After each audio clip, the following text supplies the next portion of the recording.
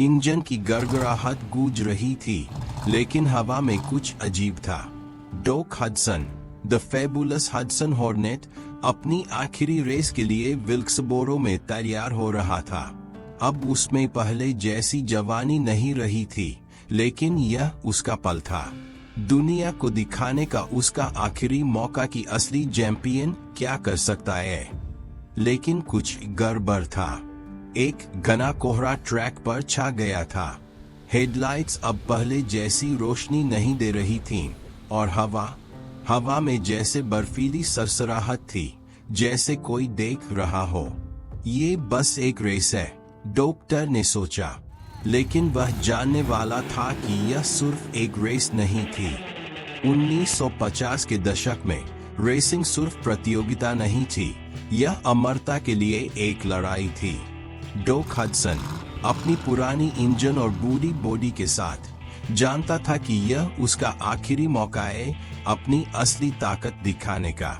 वह एक किंवदंती था, लेकिन किंवदंतियां भी बुरी हो जाती है। जैसे ही वह स्टार्ट लाइन पर खड़ा हुआ, कुछ अजीब हुआ।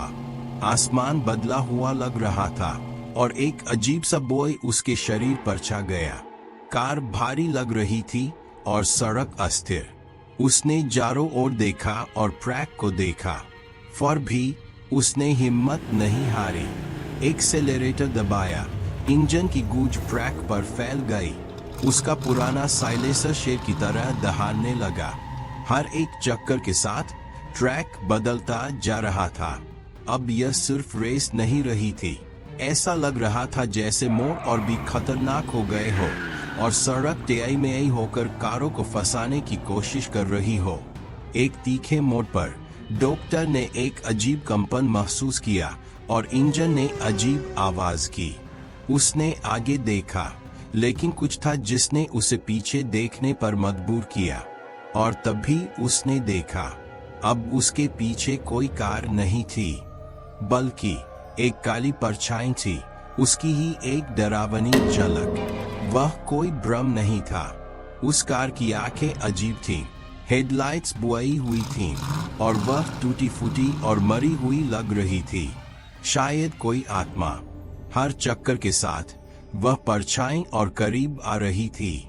डॉक को समझ आने लगा कि वह बाकी कारों से नहीं बल्कि किसी ऐसी चीज से रेस कर रहा था जो उसकी जगह लेना चाहती थी। डॉक हडसन पर दबाव बढ़ता गया। वह परछाई अब साफ दिखने लगी थी, और अब वह सिर्फ एक कॉपी नहीं बल्कि एक भयावह मुस्कान वाली कार बन चुकी थी, जैसे वह काली कार डॉक की जगह लेना चाहती हो।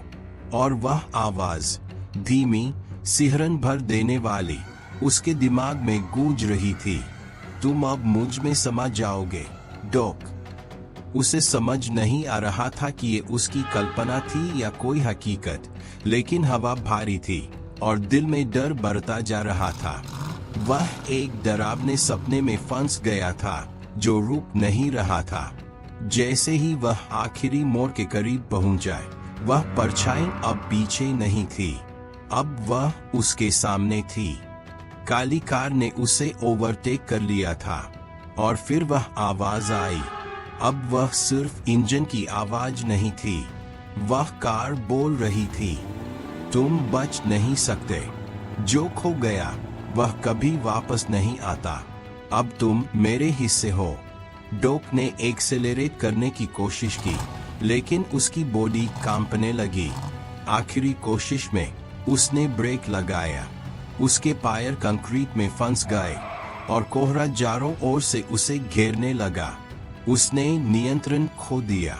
कार कई बार पलटी, ट्रैक की आवाजें और मेपल के फटने की आवाजें गूंज उठीं। तभी उसे सब कुछ समझ में आया। वह परछाई उसकी कॉपी नहीं थी, वह उसका डर था, वह अपराध बोध जो वह हर उस कार के लिए महसूस करता था जो रेस में मर गई थी या जिसे वह हराकर भूल गया था। एक पल के लिए कोहरा छंटा, डॉक टूट चुका था, उसकी बॉडी मुड़ी तुड़ी, पेंट छिल चुका था। वह परछाई अब सामने थी, अब निर्जीव, लेकिन उसकी आंखें गहरे लाल रंग में चमक रही थीं। वह पास आई, और वही आवाज फिर फुसफुसाई, रेस विजेताओं के लिए नहीं है, यह उनके लिए है जो मौत से नहीं डरते।